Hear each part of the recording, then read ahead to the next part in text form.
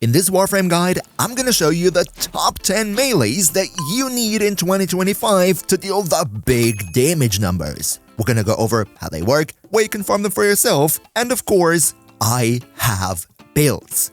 Big shout out as always to all our generous channel members who help me keep the lights on, and now, let's slash right into it.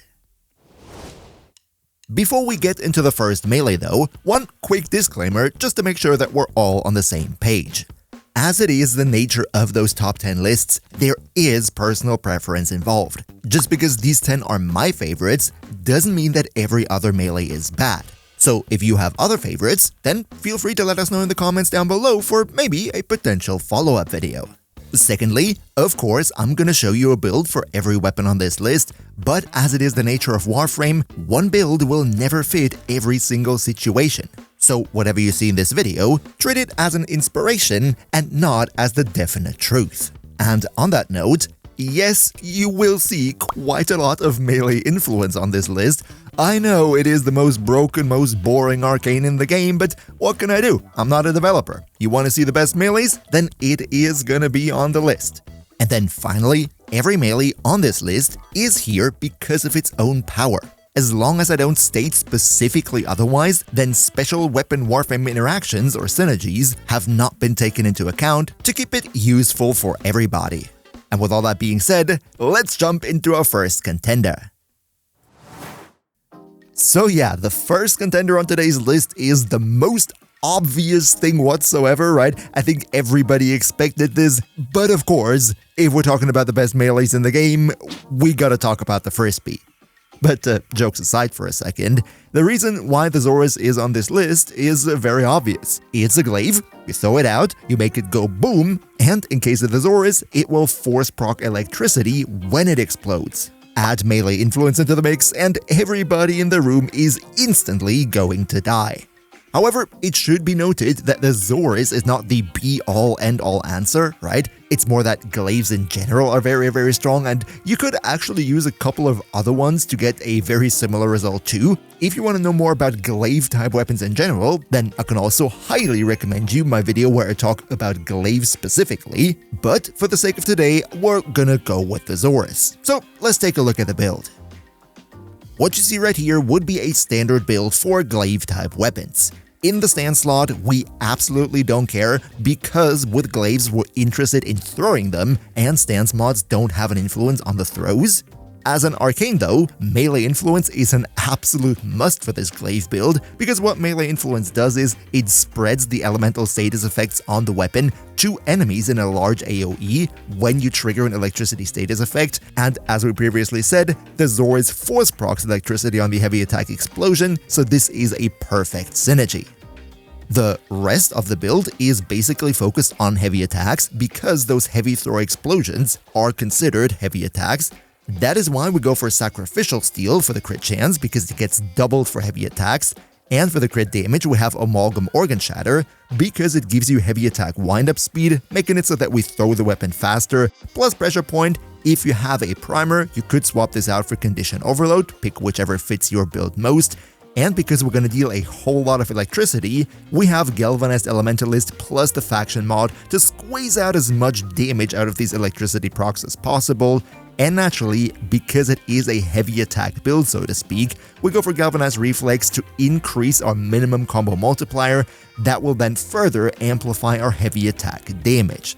Finally, in the last slot, we go for Volatile Quick Return, which is a very important mod for this build because it increases our blast radius by 3 meters, allowing us to hit even more foes at the same time. One final thing I want to mention here is that a lot of players also like to use Power Throw, which increases our throw damage and massively boosts up numbers. However, it's a little bit finicky to play because you have to hold your melee attack button when the glaive comes back. I talk more about this in the aforementioned dedicated glaive video. Just saying that I personally do not like this playstyle, however it is a very strong mod on thrown weapons. And if you now want to get the Zorus for yourself, then you can actually acquire it pretty early in the game, namely you get the blueprint and all the components to build it from the Deadlock Protocol quest. Just one very important thing, once you have it, please do not sell it off, because in order to get it back, you will have to grind tons and tons of reputation with Cephalon Samaris, which is a slog. And as always, if you could maybe leave the video a quick like, that'll be super nice because it always helps me big time with the YouTube algorithm. Cheers so much for your support. Up next, we have our first Lich weapon of the day, and that would be no other than the KnightmareFrame. This thing is incredibly strong. See, at base, the KnightmareFrame is just a normal sword with some decent stats. However, the special thing about it is that with its unique trait, it will inflict toxin status effects when doing slam attacks. Now, why is that so good? Because at the same time, slam attacks lift up enemies in the AoE, which means we can combine it with melee afflictions to take those forced toxin effects and add 6 additional copies on top. Especially if you combine this with a heavy slam build, then the damage that you can deal this way is absolutely crazy. Let's look into it. Now, this right here is how I personally built my KnightmareFrame. Just one important thing to mention here is, mine is not ideal because it has an electricity progenitor.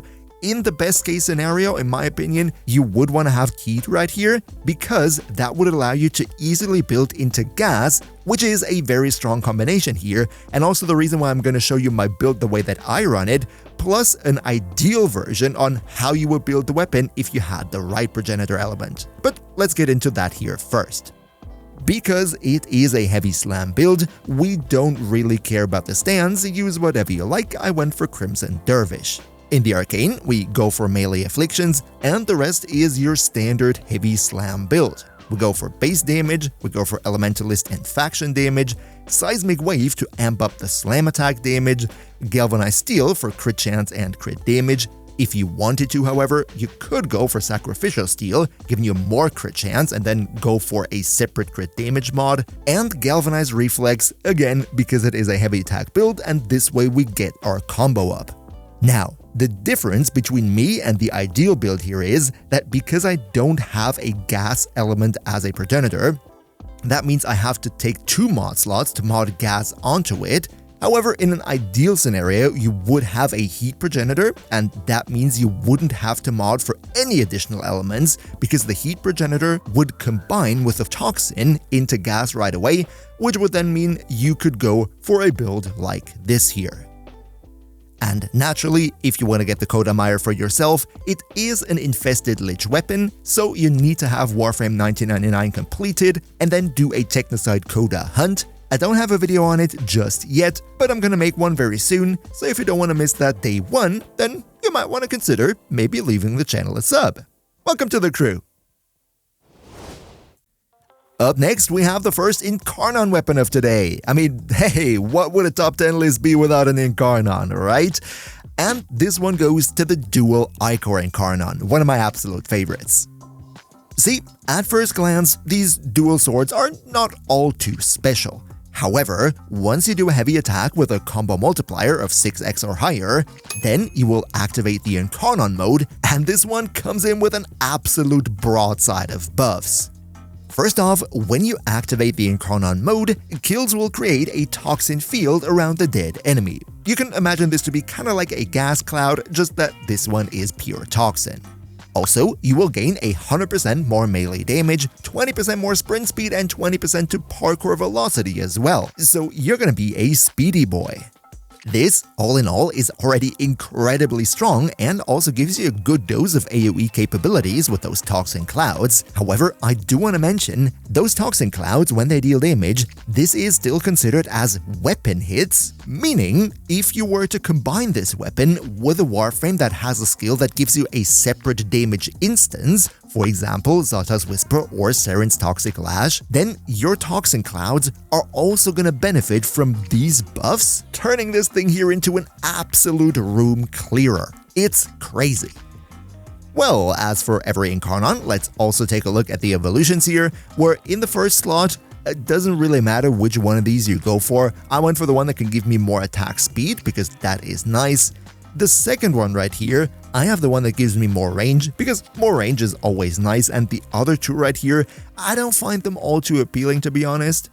And then in the last slot, also here the choice wasn't all too difficult. 34 whopping % more base status chance.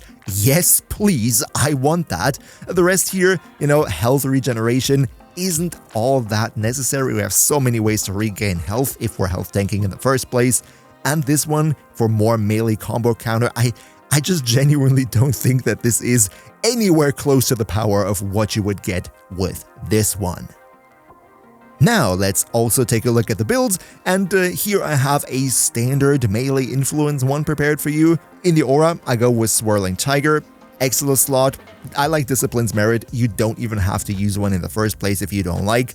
And the rest is just a normal light attack combo build. Blood Rush for the crit chance, Galvanized Steel for even more crit chance and the crit damage, Condition Overload for the base damage, but you could also go for Prime Pressure Point if you like, Galvanized Elementalist plus the faction mod.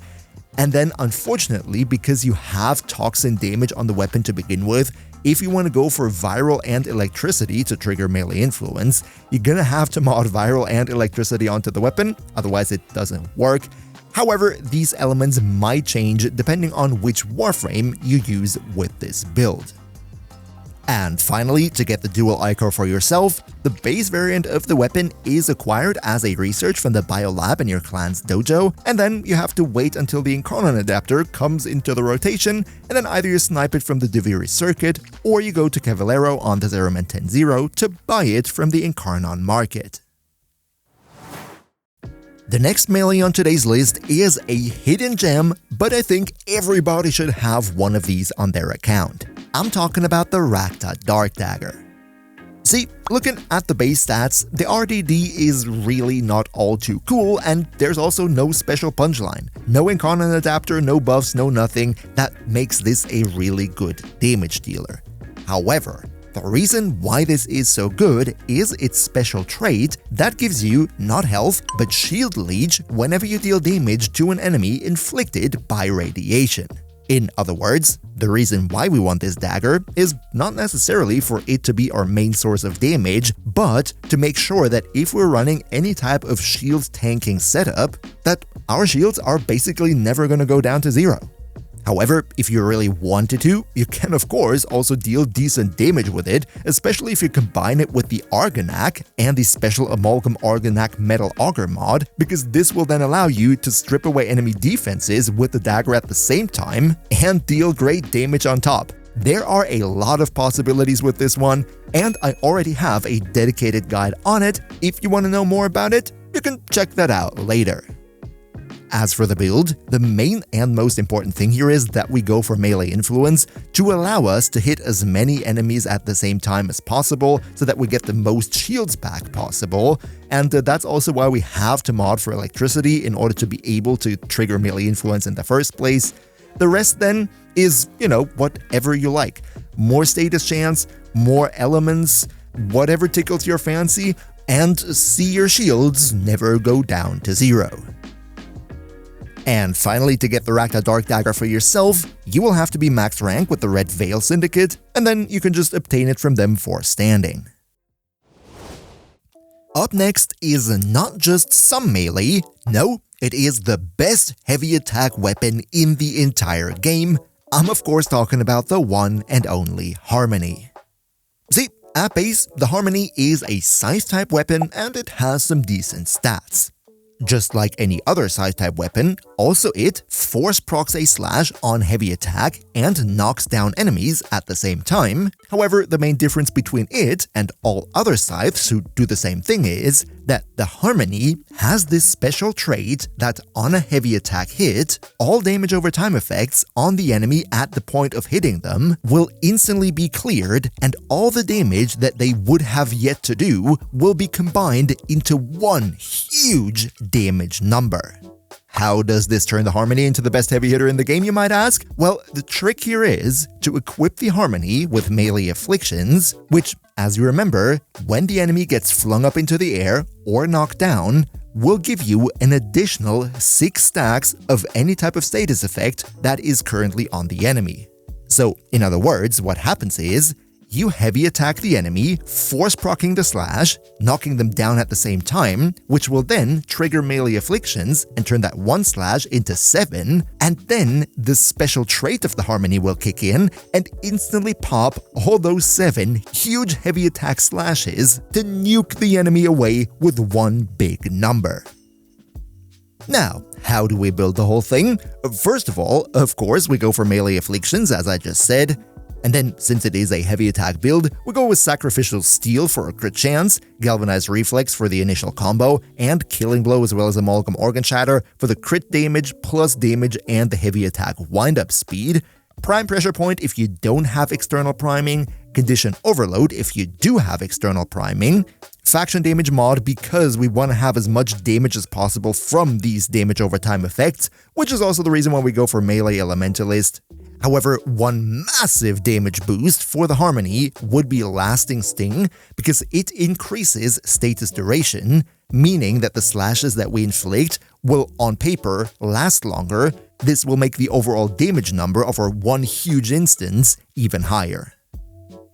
If this sounds good to you and you want to have the Harmony for yourself, then how you farm it is, you go to the mission Brutus on Uranus, which is the Ascension game mode, where you have a 5% drop chance. Alternatively, you can get the blueprint also from Ordis in the Drifters camp for 300 vestigial motes, which is a resource that you also gain from this very mission. Now, let's go from one Scythe-type weapon right over to the next, and that would be the polar opposite of the Harmony, that being the Hate, especially the Hate Incarnon. See, with the Hate also being a Scythe-type weapon, most of what I said for the Harmony also counts here. Force proc slash on heavy attack, force knockdown on heavy attack. However, the reason I have it on this list is its Incarnon form, in combination with the special hate augment Burning Hate that makes enemies more susceptible to status damage. Let me explain. First of all, the Incarnon form makes it that you can actually shoot out projectiles with the hate which are being treated by the game as if they were standard melee hits. And then the Burning Hate augment makes it that when you damage an enemy that has a heat status on them, they become more vulnerable to status damage.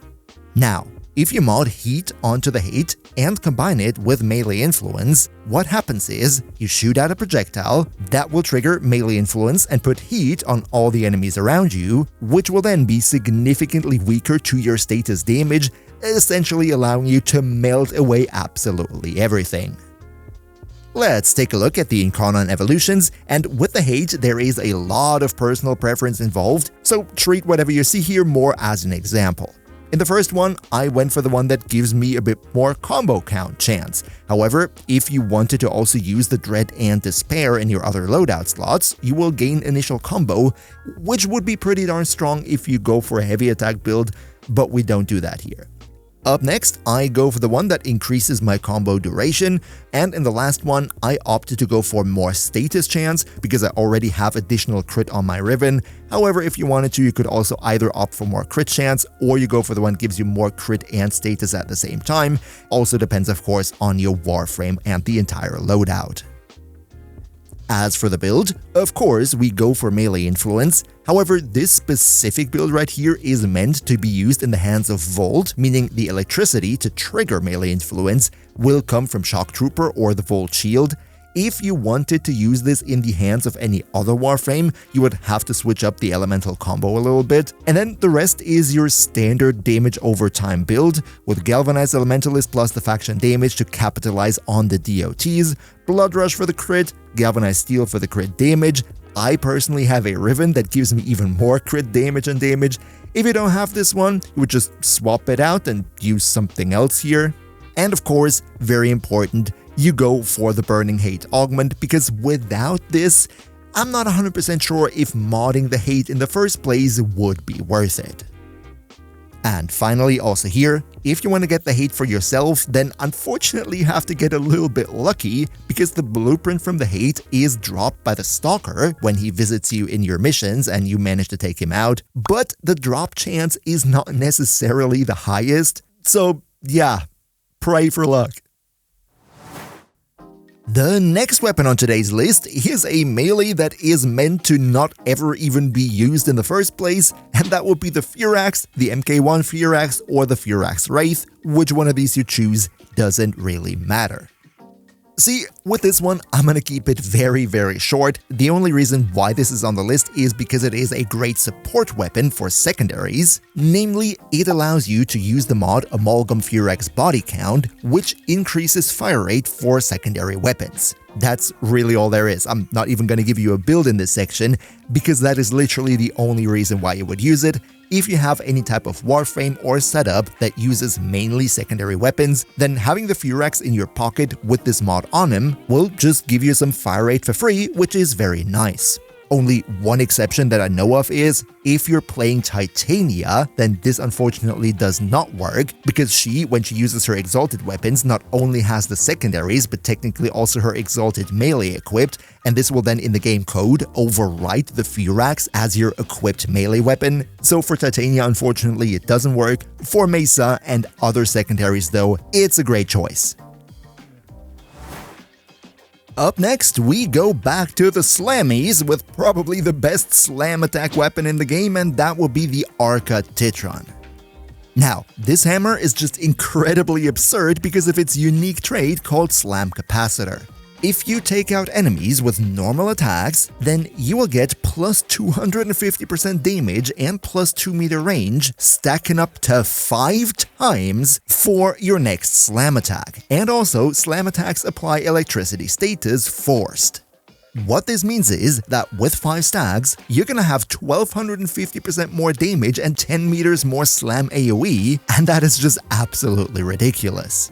However, one thing that should be noted here is the kills that you need in order to stack this up have to be normal attack kills. You can't get slam kills and then charge the next slam this way. However, if you spread status through melee influence and enemies die from those damage over time effects, that does count too, so you can use that force proc electricity from the effect in combination with melee influence to make sure that you have it up basically all the time.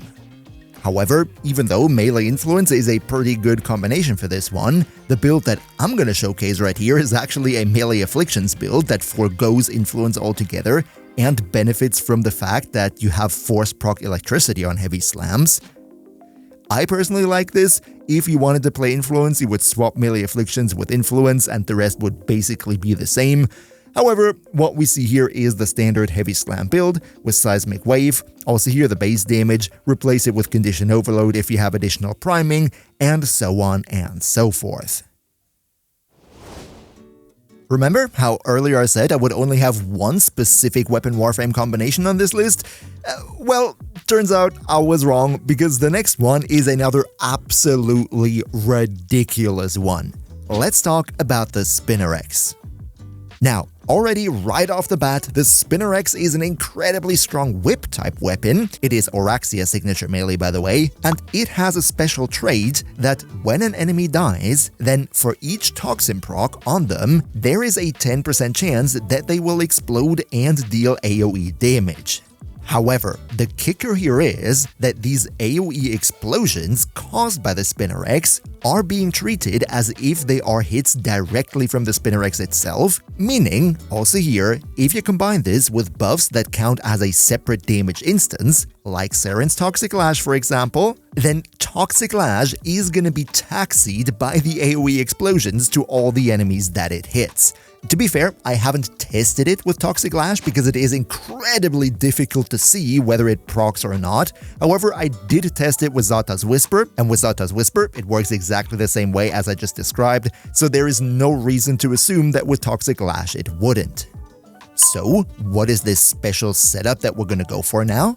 Well, first of all, we're gonna use Saren for Toxic Lash, but as a helmet ability, we're gonna infuse Volt Shock with the Shock Trooper Augment to be able to infuse the Spinner X with electricity at the same time, which will then allow us to use melee influence, spread all the toxin damage around, take all the enemies out, make them explode, which then taxis Toxic Lash even further, and you will just destroy absolutely everything on screen. It is crazy.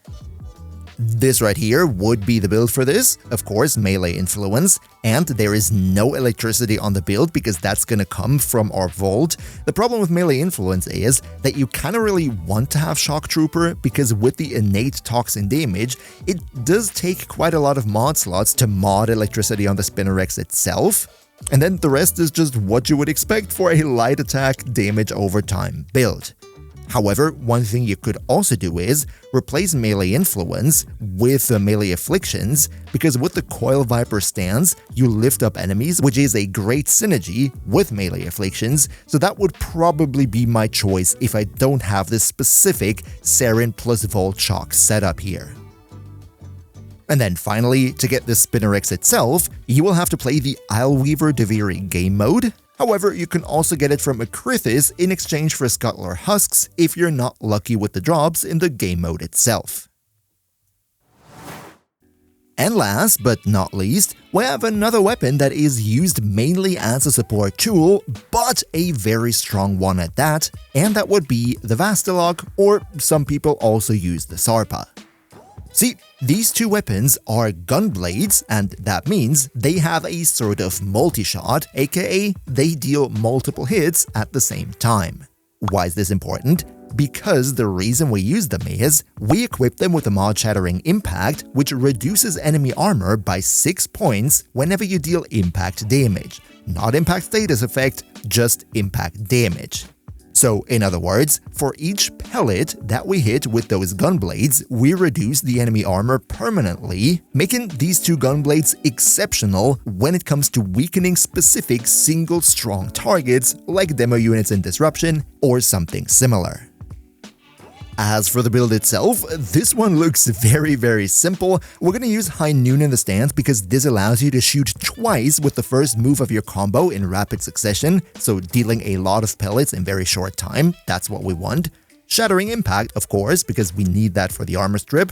Then quite a bit of attack speed, making our shots even stronger. And then finally, I went for Blood Rush in combination with Melee Duplicate, because with Blood Rush, you kinda sorta end up at round about 100% crit chance, which in combination with Melee Duplicate will double the melee hits on normal crits, which means even more damage instances that Shattering Impact can benefit off of. As for how to get the Vastalok for yourself, unfortunately you will have to wait until Balrog Kitir has it in its inventory, but alternatively, as I initially said, some people also like to use the Sarpa, where you can just get the blueprint from the market. And if you now also want to know the best primary and secondary weapons, then I already have videos on those right here. Another massive shout out to Niels V, Demon Lorzel, Demon Emperor, Emperor Prime, Nostalix Gaming, Turtle Pier, Undercanio2, Skylar Bowser, Mihawk, Phil the Meme, Socrates the Almighty Rat, Leo Morazaki, Shadow Lockhart, Hound Tagas, Bait Crusader, Trolloloxen, Boomia1, Mr. Games Plays, Zave, Awindai, and all other generous channel members for your continuous support. We see each other hopefully in the next one, and until then, as always, good loot.